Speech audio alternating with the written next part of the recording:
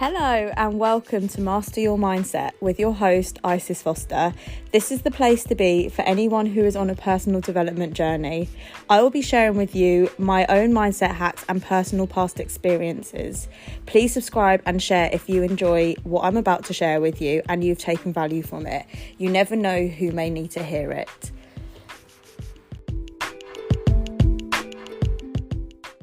Hello and welcome back, guys. So this week we are going to be talking about everything related to your self-worth, how to keep it, how to find it if you haven't already got it, and how to hold on to it if you are somebody who alters what they believe because of the people around them.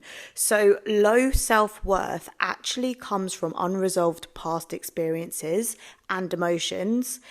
Instead of thinking it's a belief, it actually makes you think badly of everything in your world, which makes us to believe the whole world around us is bad when we've got low self-worth. The greatest emotion which drives low self-worth is actually shame. So if this is something which you can relate to, maybe you don't have any self-worth at the moment, maybe you're not sure how you feel about yourself, or maybe you feel good until you put yourself into a certain environment, then this is the episode for you. So keep listening. Each and every one of us are on our own journeys, no matter what they look like, no matter how they look like to outsiders. Only us, ourselves, will know what our journey looks like. So you need to be aware that sometimes you are going to come across bumps in the road, but the one thing that is going to keep you on track is how you feel about yourself and how you can overcome these obstacles. We all have made mistakes in our past. We've all gone through shit in our past, which may look like trauma in our day-to-day life now. And sometimes the way that we react to certain situations is a result of something that we have experienced in a previous time. So you need to become aware of what sort of things will trigger those behaviors and what sort of things mean that you react in a certain way, because this is the number one rule with finding your self-worth. It's being able to identify what things make you feel a certain way, and then it's being able to overcome those things so that you don't react in that way again. And like anything, it is a complete process. Nothing in the world that is worth having ever comes easy. However, once you find what's your worth and you know why you're reacting in certain ways to something, it then becomes a lot easier for you to overcome those obstacles and to be able to say, well, this is what made me feel that way. I don't want to feel that way anymore, so this is what I have to do now. So in this podcast, I am going to be sharing with you things that you can do so that when you are faced with uncomfortable situations or awkward environments or things that trigger something inside of you, you are then able to walk away better than you would have done in the past. So to give an example of someone who has high self-worth versus somebody who has low self-worth, because on the outside they may look exactly the same. Let's say, for example, they are identical twins. They look exactly the same on a physical level. However, if you dive internally into those two people, let's say they've gone through the exact same trauma, there'll be one of them who has let their past mistakes define what their life looks now, and the other who has learned from the past mistakes and says that I never want to feel this way again, so this is what I'm going to do now.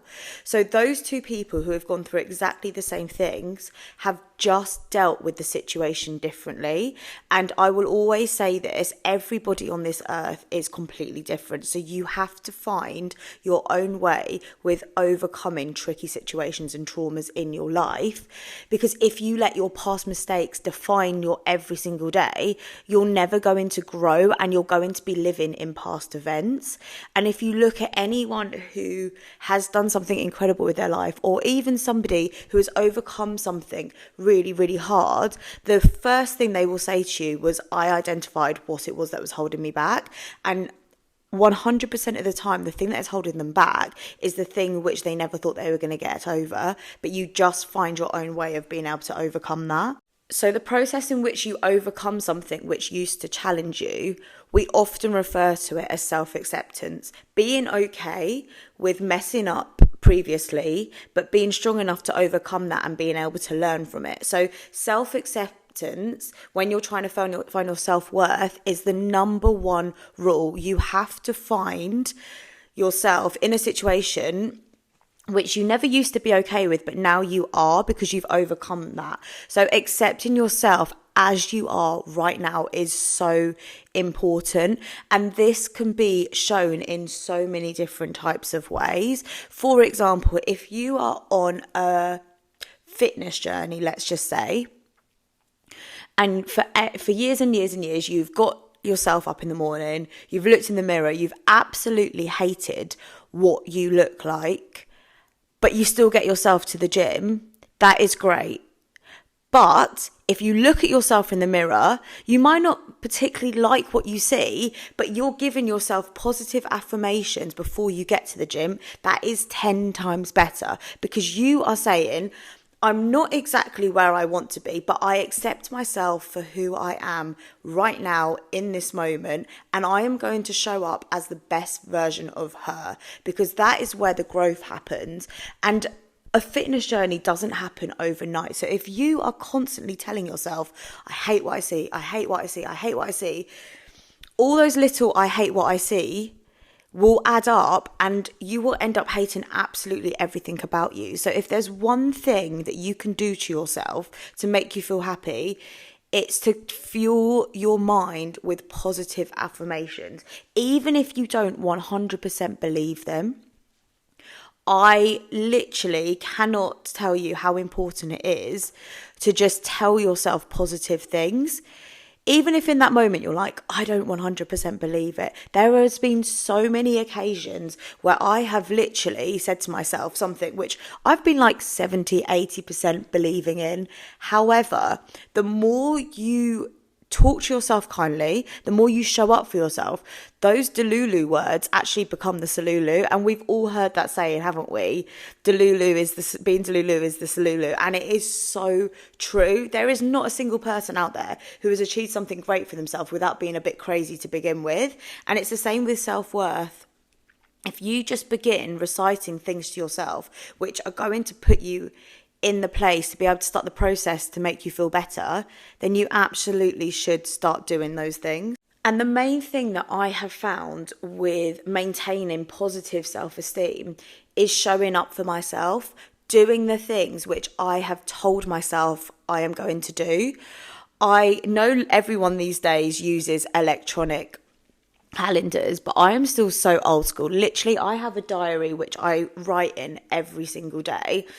Not like a Dear Diary kind of thing, but like a to-do list in a diary. And it's a week format. So I work out in the gym 3 to 4 times a week. And before the week has even started on a Sunday night, I will go through and I will literally write the days which I am going to go to work out in the gym. And it just means that on those days, I can't skip out. I can't be like, oh, I'm not really feeling it, because if I've told myself I'm going to do something, I'm in the practice now of completing that. And if I don't do that, that makes me feel a little bit shitty. And I honestly believe that maintaining positive self-esteem is just practices. The first time you tell yourself you're going to do something and then you actually pull through, it is the biggest release of endorphins ever, because you may not have particularly wanted to do that thing, but the fact that you have pulled through, you've shown up for yourself, and I can guarantee you, if it's a fitness thing, you will feel 100 times better, not only mentally, but physically too. So if you're going to do something, actually do that thing. And I've always kind of been that person who, I think when I was younger, I wanted to make sure my social calendar was filled to the max. Like, I used to work Monday to Friday, and between Monday and Friday, I would want at least like 3 of those days filled with seeing friends, going for dinner, going for drinks. Whereas I think as I've got older, and please let me know if anyone who is listening to this feels the same way, I actually just love coming home and having an early like making dinner, having a bath, going to the gym, having an early night. And I think that has just come with age, but you need to make sure that your calendar is filled with things that is going to make you feel good about yourself. And like I said, when I was younger, I would just want to be out all the time. I would literally rather have been in a bar or a pub or going for dinner than just at home by myself. And I think that is something that's come as I've grown up. I literally love my own company so much, to the point that like when plans do get cancelled, I get a bit excited because I'm like, oh, okay, well, at least I can chill on my own tonight and just have my own space. And I think that's really important with your self-worth as well. When you realise that your own company is better than anything else, that's when it hits home that you don't always have to be so busy. You can just chill on your own and have just as much of a good time, if not a better time, than going out. So just make sure, if you've told yourself you are going to have a chilled one tonight,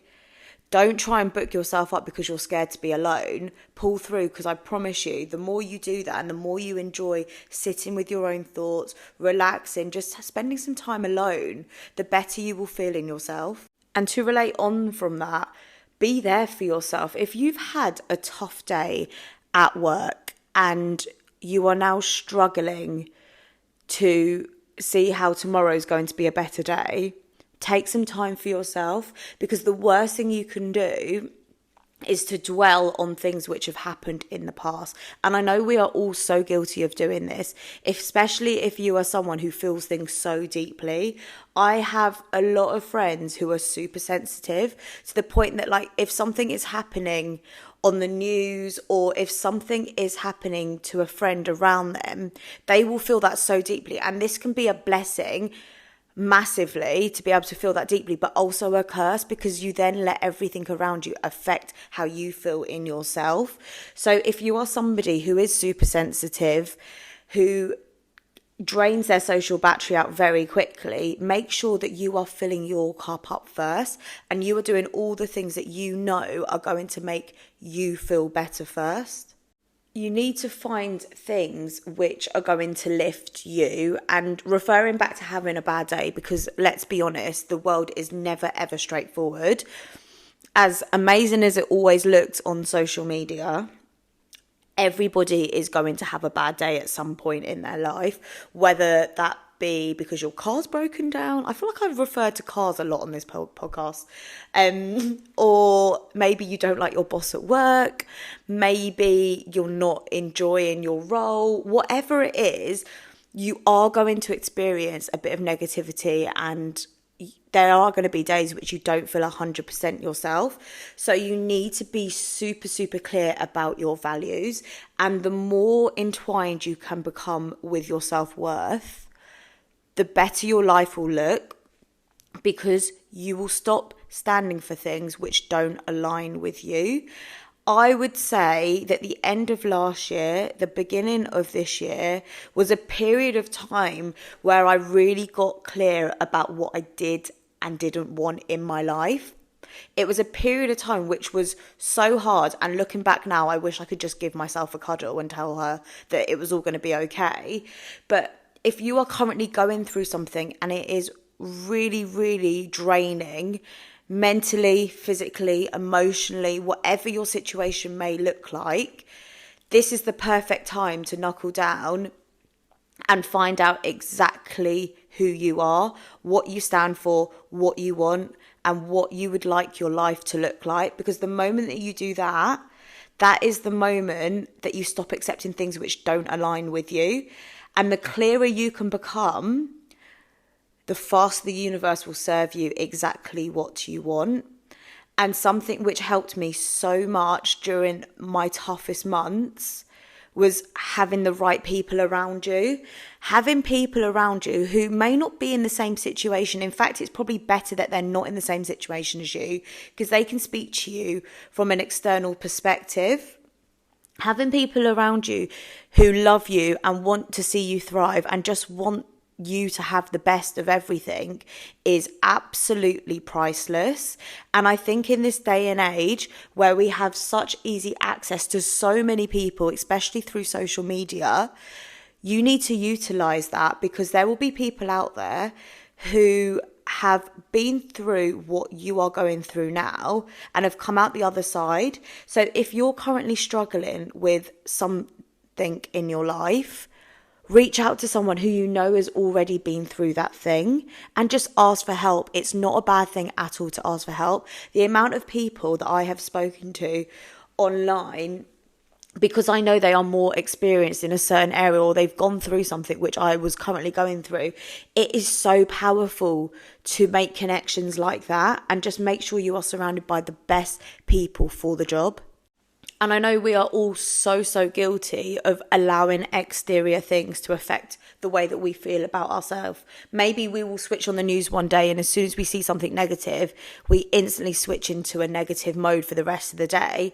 But being in control of what you allow your brain to see, hear, feel, whatever it is, just make sure that you are the one that's controlling that. If you are somebody who is easily influenced by external factors, then limit the amount of external factors you allow yourself to come in contact with. If you are able and you've got the privilege to be able to work from home, but you are somebody who takes on everybody else's stresses, don't pick up every phone call that is made to you. Don't answer every single text message. Limit your time on social media if you're someone who takes on board everything you see. And if you have to go into an office, for example, maybe change the place that you're sitting. Limit the amount of time that you're talking to people. Go on a lunch break on your own so that you don't have to hear about everyone else's negativity. Whatever it is, there is always ways in which you can control what you consume. I know that I am really sensitive to things that I see and hear, to the point that I never watch the news ever. And some people be like, that's really bad. But only because 90% of the stuff that they put out on the news is going to be negative. And 90% of the things they are showing, you rarely have an effect. There's not really many cases in which you can change what they are showing you. So my belief is to just limit the amount of it. And if it's something which is going to affect your life, then of course tune into it. But most of it is done from a publicity perspective, and most of it is done to scaremonger everybody else. So if you are like me, honestly, my mind changed and improved so much when I limited the amount of time that I spent watching the news. And as a child, the news was always on. My mum and dad would watch the news every single morning before school. And sometimes I would look at them and think, why are you guys so stressed? And then I realised, well, you're feeding your brain so much negativity. Of course you're going to be stressed. So if you are somebody who is similar to me, in the case that we get affected by everything that we see, then limit the amount of time that you spend seeing those negative things. Your self-worth should always be a priority to you. It should come before what others think of you. It should come before what your boss thinks of you. It should come before what your partner thinks of you, what your friends think of you. The way that you think about yourself should be the number one thing. It should come before anything else. And I say this hand on heart, because if you don't feel good in yourself, you don't know what your values are, you don't know what you stand for, you'll fall for anything, you will end up becoming such a lost soul to the point that you won't have people around you. And I actually came really close to this place a few years ago. I loved just being able to mask how I was feeling about myself because I just wasn't sure. Everyone always says to me, you are such a positive person. And yes, I've always been that positive person, but don't get me wrong. There's been so many times where I've been like, oh, I'm not sure how I feel. And I used to turn to my friends for reassurance. And it was probably only about 2 years ago now that I took it upon myself to find out exactly who Isis was, who she stands for, what she likes, what she doesn't like. And it is such a powerful place to be able to know all of those things, because then it doesn't matter what external factors come into your life. It doesn't matter who's around you. What matters is that you know who you are, you know what you stand for, and you know what you don't stand for. And then everything outside of that is just noise. So if you are currently trying to find your self-worth. Maybe you felt like you had a lot of self-worth in the past, but something in your life has now changed that and you're currently on a journey to finding it. Or maybe you've never had self-worth and you've always listened to those around you. Whatever it is, I hope the points that I have shared with you today will help you find the highest factors of self-worth, because you deserve them so much. They are out there ready for your taking. And once you find them, hold on to them and never let them go. Don't let anybody else determine what your self-worth is. Only you will know exactly what your self-worth is. Thank you all so much for tuning in to Master Your Mindset with your host, me, Isis Foster. If you have enjoyed what I have shared with you today, I would really appreciate it if you could share it on your social media platforms and tag me at Isis Foster 1. My goal with creating this podcast is to reach as many people as possible and help them get to wherever they want to be. So if you're in that position of being able to share this, it would be very much appreciated. Can't wait for you to tune in to the next podcast episode. Have an amazing week.